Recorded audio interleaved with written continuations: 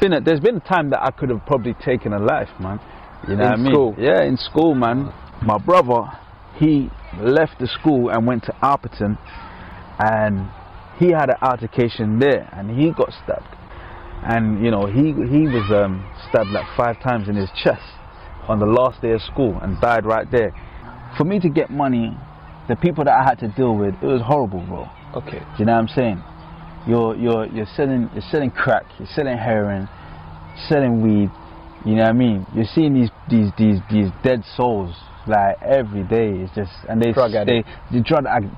Yeah. They say the most filthiest things to you. You know what I mean? And they're just like, this is you find that this is who you see more than proper real people. Do you get what I'm saying? But you have to eat. At the end of the day, you have to eat. Yeah, they shipped me back off to jail. But you see, when I went back that time, I made sure that they put me in a cell with a Muslim. You know, I memorized. You know, I learned how to pray the Salah properly. I memorized a few surahs and whatnot. You know, I read this book about marriage and stuff like that by Muhammad Jabali, and it's called The Spouses or something. I don't know. It's all like blue, pink, and a green one, which was really good. Ideal Muslim. Yeah. You know, all these things. So when I was released that time now, I came out to some serious Muslims. Okay. Do you get what I'm saying? Some serious Muslims. Like, when I mean serious about their Islam. Yeah. Serious about their knowledge. Like, you know, and that built the foundation of my Islam. You know what I mean? That built my Tawheed. Do you know what I'm saying? That helped build my Iman, and I kept with them. Assalamu alaikum, people. Welcome back to another episode of Streets to Deen. Assalamu alaikum, akhi. Wa alaikum salam wa barakatuh. What's going on? Alhamdulillah. Introduce yourself, please, inshallah. Alhamdulillah. My name is Abu Sadiq, previously known as Masikah, or some people call me Mas. But yeah, Abu Sadiq. Abu Sadiq. Yeah. Inshallah. What's your background? My background, I'm born in the UK. My peoples is Caribbean, from like St. Lucia. St. Lucia. Yeah, Caribbean. Okay. Yeah. So tell us a bit about your childhood growing up. What was that like? My childhood was a little bit unstable. You know what I mean? So, you know, I lived. First, I stayed with my mum. My mum raised me as a single parent with my 2 other brothers, and you know, she couldn't handle all 3 of us, and therefore I had to go to a foster home. Yeah, so I stayed in a foster home. For a large portion of my childhood. It was alright there, in fact. You know, to be fair, it was alright. You know, we had the birthdays, the Christmases and whatnot, and then afterwards, after a few years, then my family on my father's side came to come and get me. Okay. So they got me and then took me to stay with my father's sister, my auntie, and she had 2 sons of her own. Yeah. So there was an older one, and then there was one that was younger, and then there was me. Okay. Yeah. Okay. So how long were you at the foster home for? I was there for a couple of years, man. I was there for a couple of years. It was good, man. It was alright. It was an English lady, okay, and she married a Jamaican man. Oh, do you get what I'm saying? There was loads of kids. We used to live in the estate in Griffin Close Estate, Dollis Hill, in northwest London. You know, I had excellent memories of my childhood there. So I spent a lot of my childhood there. I don't really remember much staying with my mum. But all I know is that, you know, it wasn't easy living with her. So then, yeah, so there I was with about 3 other children in that foster home. And, you know, contrary to what people think about foster homes, and that one, the one that I was at was banging. Do you know what I'm saying? It was banging. Like, I enjoyed myself. I felt safe. You know what I mean? I had my birthdays, Christmases, you know, and you know, just it was. I don't have nothing bad to say about. So good memories. Yeah, good memories. Yeah, good memories, Okay. man. Yeah. So what about school days? You touched upon primary school. Tell us what you were like in school. Were you into your books? You know, were you a disruptive kid? I mean, you know, in primary school it was just about football, innit? Okay. Do you get what I'm saying? So, you know, that was the focus. It was football all the time. You know, cartoons, and you know, I'm talking like, what age were you? I'm talking like maybe about 9. Do you get what I'm saying? Yeah. But I had to move when my father's side of the family came to get me, and I stayed with my auntie. Yeah. I moved from Griffin Close Estate to Chalk Hill Estate, so I had to go to Chalk Hill Primary School. Okay. Do you get what I'm saying? Now that's a whole different kind of setup, because it's like 36 huge blocks. Do you get what I'm saying? And the school is like almost in the middle, to the backside of the estate. Okay. You know, and there was cool as well, man. You know, kids, you do weird stuff. You know what I mean? You mess around with your friends and whatnot. You know what I mean? There wasn't really we wasn't really up to no good at that age, man. That age there was like, you know, it was fun. Do you get what I'm saying? It was fun.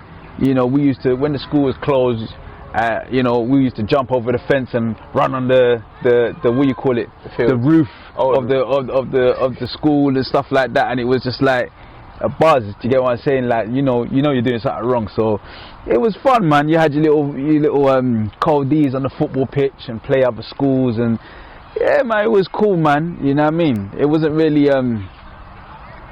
no issues that I can remember. Yeah. Chalk Hill School. Okay. Then after Chalk Hill School, then everyone went to their high schools, innit? And this is where you get to meet other kids from other estates and whatnot, and then people start clicking up and things start changing. Things start changing in high school. Okay. It's all different in high school. Yeah. So Yeah, talk us through your experiences in high school. You said it changed from primary, so Yeah, I mean, in high school it was like, what estate you from? Do you get what I'm saying? What area you from? You know what I mean? And I wasn't shy. I'm from Chalk Hill Estate, Northwest. You know what I mean? And then you get some people that were from St. Ras. You get some people that were from Stonebridge. You know what I mean? And people were clicking up. I mean, for me, I've seen people have a hard time in high school. I didn't have a hard time in high school. Yeah. I don't think I had a hard time in high school, like, because I always stood up for myself. Yeah. You know what I mean? I always stood up. So people that was around me, they knew that if they're gonna trouble me, they're gonna have to hold something as well. Yeah. Do you get what I'm saying? And you know, my brother used to go to the same school as me, and he was in a younger year. And yeah, man, there's been a time that I could have probably taken a life, man. You know what I mean? School? Yeah, in school, man. I remember I got into a situation with a guy that was he was bigger than me, and basically, a few of the guys, they tried to rush me. You know, like, you know when you get rushed and whatnot. They tried to rush me, innit? And then was there a reason behind it, or just? Nah, it was just I went from their hood, innit? I went from their hood. You get what I'm saying? So I ran home. No, what I did, in school, so we had the third period and the fourth period, the two last periods of the day. Yeah. So third period, jumped over the fence, caught the bus, went all the way back to the estate, got a knife like this long, put that down my side, and you know, and like if I had seen that individual and it was on site, yeah, imagine that I could have been charged for you know, for like an attempt, or charged for, you know, GBH or something like that, and nobody stopped me, nobody knew I had it on me, nobody, do you get what I'm saying? But I brought it up because, you know, I got rushed by loads of people, yeah, and I wanted to protect myself. That was it. Wanted to protect myself. That was like that for the most part, that was the go-to thing. Yeah. You know what I mean? You have your knife, your foot long, and and I remember it used to cut my leg when I used to have it in my school trousers and whatnot. I remember one time I was in the school, they actually dropped in the playground because I had it and I wanted to play football. Yeah. So I put it in the bag and it cut through the bag and dropped to the playground. And I had to put it in, and do you get what I'm saying? And it's like, it's things like that. people might think it's a small thing, but those things spiral into taking a life at an early age. Do you get what I'm saying? Yeah. And or being charged for a crime that's severe. Do you get what I'm saying? The school didn't have a clue. You know what I mean? They didn't know what was going on. You know what I mean? And the reason why I say that is because my brother, he left the school and went to Alperton, and he had an altercation there, and he got stabbed. And you know, he was stabbed like 5 times in his chest on the last day of school and died right there. Do you get what I'm saying? That kid, he had his knife in his bag all day. All day. They had a fight and my brother beat him up, and it was in front of everybody, so he went to his bag and then got his knife, and while everyone thought he was punching him, he's actually stabbing him. And they said that he was doing it so hard that it went through the breastbone. Do you get what I'm saying? So this is like, I used to see this a lot, like in my estate. I used to see my cousins, one of my cousins, like draw out blade and wet man up, like, you know what I mean, chef man up, and you know, so that was normal to just have. When you see your older cousins, you know what I mean, rolling like that, as far as you're concerned, that's how you roll. Moving to that estate was a little bit rougher than the first estate that I was in. Okay. And that's why you had to kind of build yourself in some type of way, so that you don't get taken for some kind of idiot. You know what I mean? You have to be able to hold your ground like the way everybody else is holding their ground. You know what I mean? Yeah. But that was this is like, we're talking like 13 and them ages there. Do you get what I'm saying? 13, 13, 14, 15, them ages there, man. You know what I mean? Kids were active. So this is in school. Like, it sounds like it was hectic in school on a day-to-day basis. What type of stuff did you guys witness or experience outside of school? Tell us about those experiences. I mean, you know, when I left school, the thing is that when I was going to school, I had my own house, my own apartment, when everybody was going home to their parents' house. At the age of 13, 14? No, not at that age. Okay. I was, I'm talking like we're on the way to leaving school, so year 11, sixth form. Oh, 16. I say sixth form. Okay. Yeah, sixth form. In sixth form, I had my own apartment. Do you get what I'm saying? Where everyone's coming to class and whatnot. I had my, and they're going home to their parents, and their parents are cooking food. Yeah. I had my own apartment, so for me to survive, I had to hustle. Do you get what I'm saying? Because I couldn't be in school and work. Yeah. Do you get what I'm saying?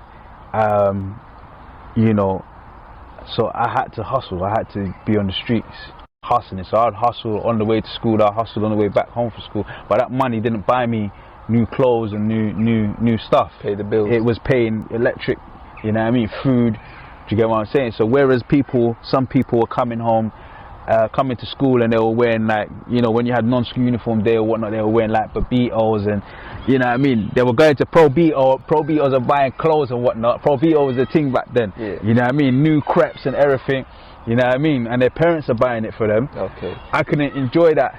Do you get what I'm saying? I had to my money couldn't go on clothes. Yeah. Do you get what I'm saying? On the flyer stuff, my money had to go on survival and, you know what I mean, looking after my flat and stuff like that. You know what I mean? And that's where things started to get problematic, because obviously, because I needed money and because I know that I'm supposed to be studying and education and everything, you know, I had to you know, I had to do other things, do you get what I'm saying, to be able to generate an income so that I can breathe. Do you get what I'm saying? Because I couldn't breathe out here. I'll be honest with you, man. I couldn't breathe. And the way I was getting money in the blocks and whatnot, people knew that I was getting money on the blocks. Do you get what I'm saying? And then people would they will plot around my house. They will plot like I wasn't a bad man. Do you get what I'm saying? I let man know that from early. Like, I wasn't a bad man. Like, there's certain man that they're about making their name ring. Yeah. I wasn't about that. Do you get what I'm saying? I was just a hustler. I just used to hustle. Do you get what I'm saying? Yeah. And if there was an opportunity to make money, you know what I mean, whether it's through that means or through robberies or whatnot, or through them kind of things, I would, you know what I mean, that's what I would engage in, that activity.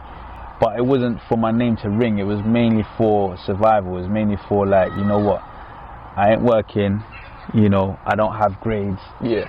And you know what? And in school, I wasn't that bad in school.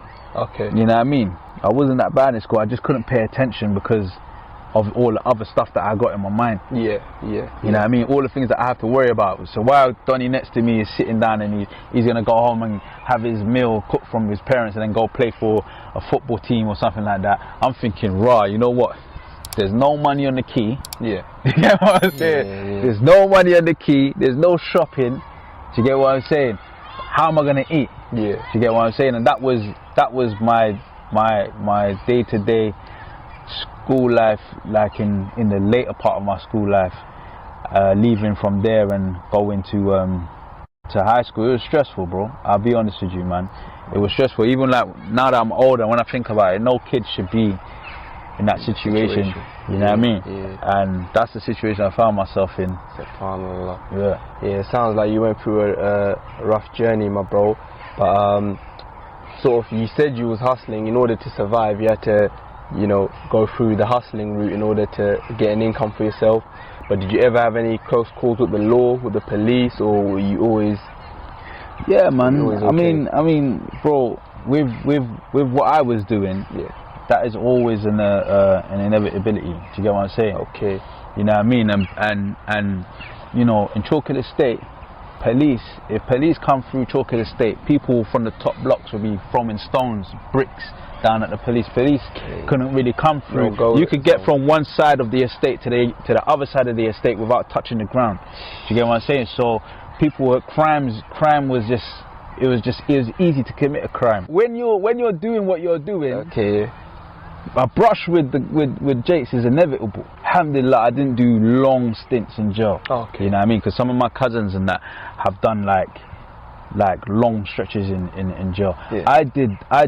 I've been in jail many times, but it's been short sentences. Okay. Allah knows what he's doing, man. Yeah. Do you get what I'm saying? Like, they've been short sentences, and the way that I dealt with those sentences, it was beneficial for me. Even though, like, in jail, I could have got into a few scrapes in that situations, yeah. But you know, it didn't turn. It wasn't as bad as I was cool, man. I was cool. I don't know where it is, but when I go somewhere, you know what I mean, I think it's just how you carry yourself. You know what I mean? If you move like a donut, you're gonna get treated like one. You get what I'm saying? Of course. But then if you try to press up on people like you're about that, then expect that. Yeah. You know what I mean? But alhamdulillah, I didn't get into no issues. Like seriously, like that actually popped off. Do you get what I'm saying? There's been standoffs. Do you know what I mean? Where man has to get the bottle and bust it and then keep it in your side and that.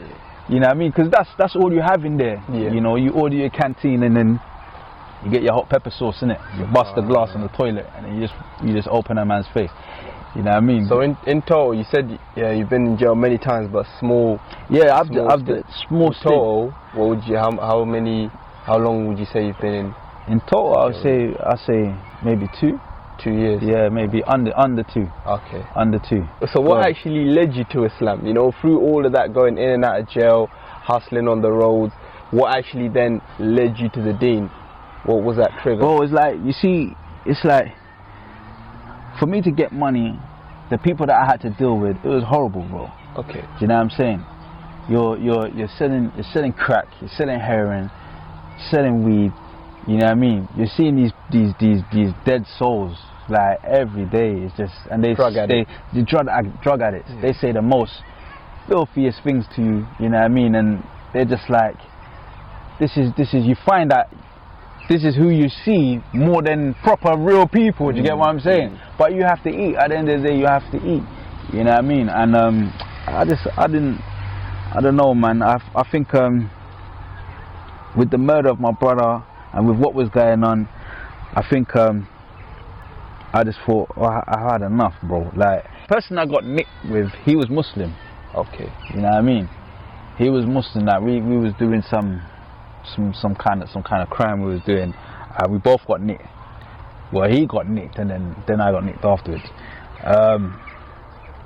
And then he was Muslim, so I see him doing some stuff in the cell, and I used to ask him about it. But I had a girl that I was seeing that was out on the outside, and she came to visit me one time saying that she's Muslim. Okay. She come visit me and said, "Wait, she's Muslim. We can't be together no more." I said, "What? What do you mean? You come to jail to tell me that? Yeah. So what am I supposed to do with that? Go in my cell? You know what I mean? You come to jail to come tell me that for? You know what I mean? Yeah." So, but I was already looking into Islam off and on before that. But when she told me that she became a Muslim, it encouraged me to look into it a little bit more. Because that woman that I was seeing, at that point in time when I left school and that, and I was driving myself deeper into it, because things was getting worse, bro. You know what I'm saying? Yeah. Things was getting worse. You know what I mean? Like, the drugs was getting more. You know, I had a strap with me. Do you get what I'm saying? And the direction that man was going in, and the trouble that I was getting in, it was with older people as well. The trouble I was getting, it meant that I had to have certain things. You get what I'm saying? And things was getting worse. And I tried to change the game from what I was doing to a more intelligent type of crime, if any crime is intelligent. But just to get away from the streets, the drugs and stuff, to something like fraud. And with this guy, we ended up getting nicked. So I tried to move away from the street. I didn't like it. I don't know. There might be some guys out there that like this bang bang thing, but I didn't like it, brother. I'll be honest with you, I didn't like it. I'm not gonna front and say that. You know what I mean? Man, I didn't like it at all, brother. And the hood that I was in facilitated for it. 100%. You know what I mean? And what I was doing meant that I had to continually change myself. Do you get what I'm saying? And I didn't like it, bro. So I had a crew of guys. There was a crew of man, like 11 of us or something like that. Well, I used to rap in it. Okay. I used to do rapping, I used to do all that stuff. You get me? And there was like 11 of us. But out of the 11, I was always late for studios. I was always late to make tunes and stuff because I was on the streets. Do you get what I'm saying? I'd always come late, come in this whip, that whip, and it was even that didn't work out, brother, man. So in jail, I just decided that, let me just try. You know what I mean? Let me just try.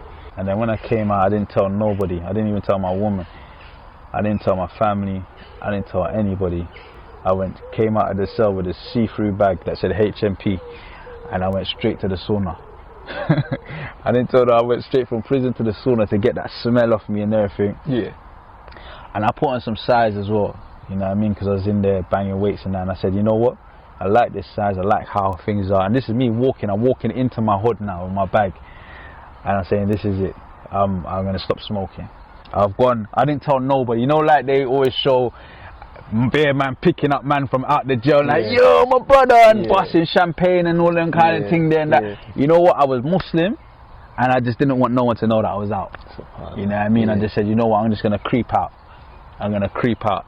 I went home, I phoned my woman, I said to her, as if I was in jail, I said to her, go and check the yard, something, go and check the yard.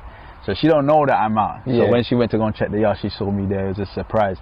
You get what I'm saying? But anyway, I come out now, this guy, this Afghan guy, no, he's Pakistani, he's bunning, and he was in my block. It's like, yo, Masikah. I was like, yeah, man, I'm Muslim, man. I took my shahada. He goes, yo, I'm the. So we're talking, and I'm trying to say, look, bruv, like the weed thing, like, I've stopped smoking. Do you get what I'm saying?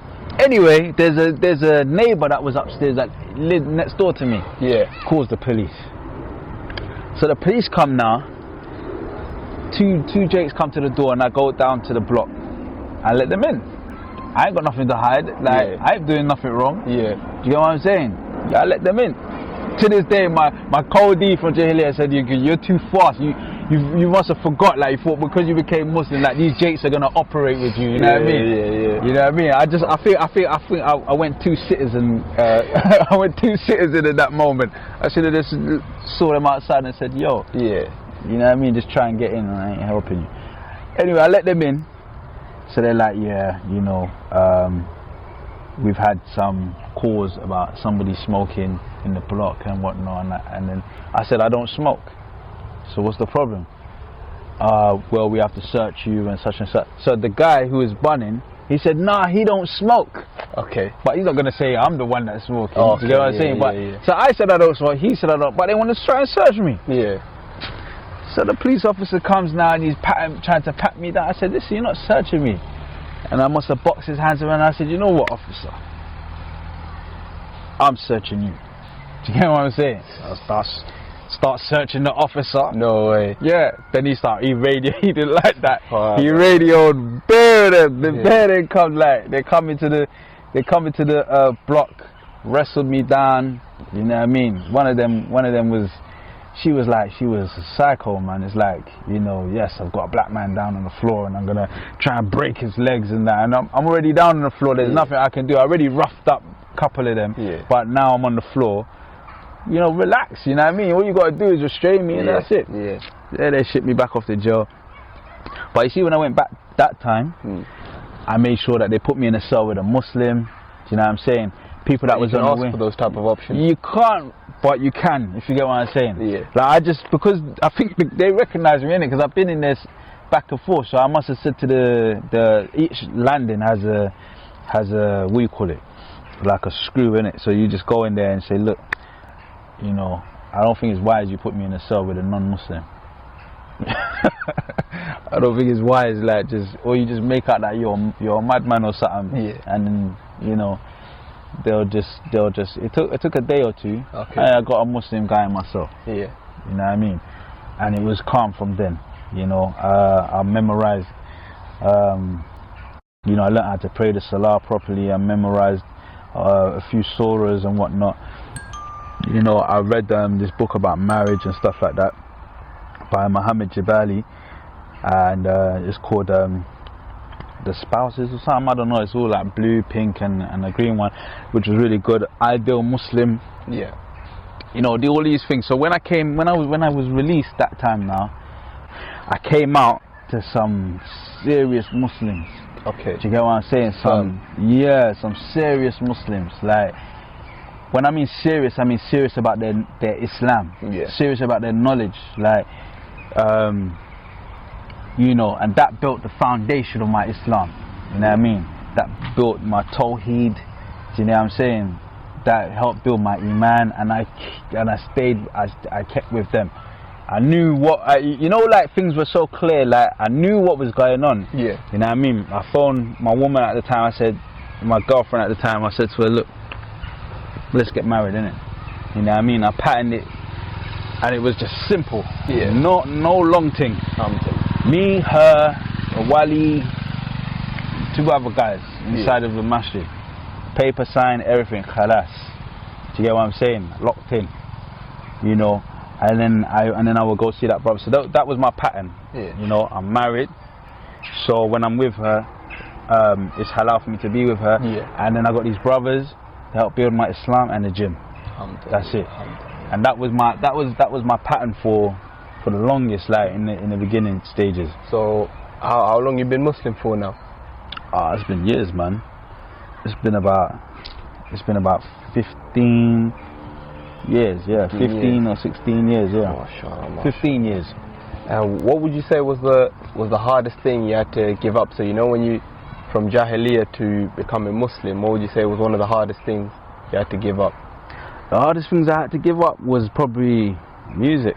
Yeah, music, because the money, I didn't want to deal with these fiends, bruv. It's like seeing these people all the time. It didn't matter how much money I was making, man. It was horrible, brother. It was horrible. Like, women would come with their sons and kids and that, and they smoking. And women would do what they would offer me. You know what I mean? Even the men, bruv. The men, the nitties that are this, what they would do, they're desperate. Do you get what I'm saying? And I just, and you know, when you're dealing with these people all the time, it's like you just don't want to be around these people. Like, nah, man. I mean, like, people can say what they want to say in the music and whatnot, and they can, you know what I mean, that's their thing. But really and truly, man, you ask a man whose mind is proper about that lifestyle, man, and he will reject it, man. Even though he's in it, he'll reject it, man. It's nasty, bro. It's nasty, bro. I'll be honest with you, man. People used to give me their cars. Yeah. People used to give me everything just to get fixed. Something, man. It was. So how did your family take it then? Because you explained obviously. I'm from Caribbean background, man. My family is good, man. Do you get what I'm saying? Like, they're so laid back. You know what I mean? Palm trees and beaches. They're cool, man. As long as I'm not doing anything that's gonna cost my life or I'm doing anything, they're cool. Like, my dad's Muslim, innit? You know what I mean? Yeah, my dad's. But at the time I hadn't seen him practice and whatnot, but my other brothers and my brother and sister said they used to see him get the towel out and pray, but he's Muslim. You know what I mean? He's Muslim, but you know, I didn't really know until after I became Muslim. You know what I mean? So my family was alright, man. When I became Muslim and then I got married, you know what I mean, I pretty much just moved away, like tried to protect myself from those environments, because bro, I'm telling you, man, it's like when you go in those environments, you have to be fixed up. Do you get what I'm saying? You have to be fixed up. On point. Do you get what I'm saying? You have to be fixed up, because there's some people that know you're Muslim, so you can't go there and try and stunt like you're Muslim, but then be talking some crud. You know what I mean? And moving like you're on some crud. Because these guys that are not Muslim, that are out there doing crud, they're not dumb. They know you're Muslim and you're supposed to be on your deen, and you're supposed to be, you know, away from all of this kind of stuff. They're not stupid. You get what I'm saying? So, for me, I maintain that I'm on this thing, innit? I'm on this thing as a Muslim, and I maintain that, and I don't try to, you know, move like I'm still about the street. I'm not about. I ain't about that life at all. At all. So how would you say that's changed your mindset or your perspective of life? You know, how has Islam basically changed your life? Are you more relaxed now, or you got a purpose? How would you say? Obviously, we got a purpose, innit? You know, we got a purpose of life, innit? You know what I mean? I'll say it's put a lot of things in life in proper perspective, because you've been raised and taught, and you don't know what you're doing is wrong. You know what I mean? Like simple things like having a barbecue and your uncle's pouring alcohol all over the barbecue. That's normal. Or simple things like you're just going down the stairs and you see your cousin come out of the toilet with some gal. He just beat. Like that's normal. You know what I mean? Or you see someone come in the house and he's, you know what I mean, he just had an arms out with somebody out on the street. You know what I mean? That's normal. Like all of these things, all of those things in society is normalized. But when you become Muslim, you realize, like, hang on a minute. Now I think we know what's wrong, innit? We know what's wrong. We deep down we know what's wrong. You don't need Islam for it, but Islam just said, listen, Islam just made me think, like, listen, you are going to be accountable for every single one of those things. It's not like you just did something and brush it like a fly in your face. You just go like this. It's not like that. You know what I mean? You are going to stand in front of Allah subhanahu wa ta'ala, and you're going to be questioned about this and that and this and that. Do you get what I'm saying? So what advice would you give to any non-Muslims that might not know about Islam, or it might have misconceptions about the Deen? What advice would you give to them? So for non-Muslims, there's different types and categories. Do you know what I mean? All I can say for Malcolm X, he said that you have to have an open mind, which is necessary for the intelligent search of the truth.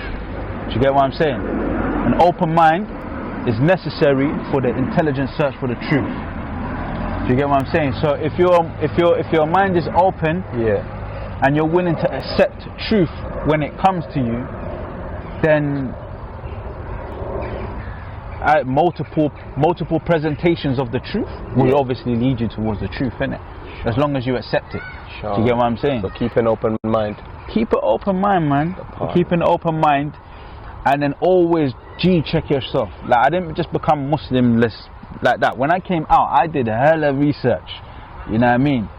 I was watching DVDs, comparative religion videos, all that kind of stuff. That I didn't just become Muslim and say my Shahada and that's it. Nah, I did loads of research and whatnot, and each time it was becoming more certain that this was the truth, more certain. So I come across something, and then it was truthful. It has to appeal to your intelligence first before you embrace it with your heart. Do you get what I'm saying? Not the other way around. This isn't Christianity. Yeah. Do you get what I'm saying? You have to embrace it with your intelligence first, and then you accept it with your heart. Each time I would approach something that I had a question for, I get the answer, and I accept that that's the truth. Then it's the next step and the next step, and with that builds certainty. So that was my route. Yeah. You know what I mean? Keep an open mind, man. I just say keep an open mind, man. And lastly, my bro, what advice would you give to any Muslim brothers and sisters out there that might be struggling with their deen or struggling to maintain their Islam? You know what? This is what Allah says in the Quran, though. So if you're struggling, know that you're doing what Allah said is in the Quran. Allah said that every one of you will strive until you reach. Do you get what I'm saying? You reach Allah. Do you get what I'm saying? Your life is a striving. Every single day is a striving and a struggle.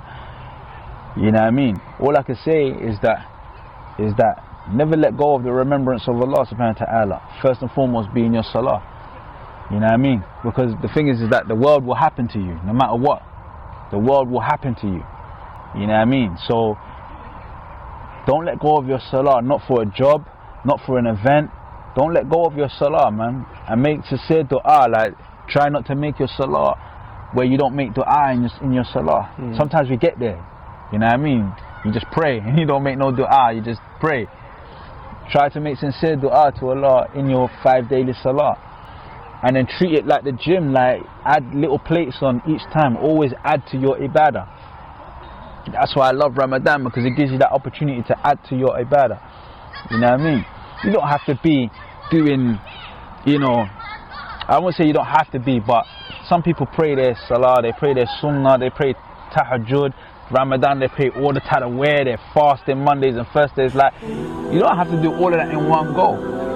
Most of these people didn't do it all in one go. It's something that you just keep adding and adding. Just don't let go, innit? At the end of the day, you're a Muslim for a reason, because you believe that this is the truth, innit? If you're holding onto a rope that's hanging from a mountain and you're climbing that rope and then the rope starts swinging, what are you going to do? Let go? You ain't going to let go. You're going to hold on for dear life. You get what I'm saying? Right? Life will always happen. There's no, we ain't in Jannah yet. You know what I mean? Life will always happen. Like you said, like the worst of us could become Muslim and the best of us could leave Islam before we die. Jazakallah, brother Mas, man. It's been a pleasure, bro. Alhamdulillah. Inshallah, maybe we'll have a part 2 someday, man. Inshallah. Assalamu alaikum.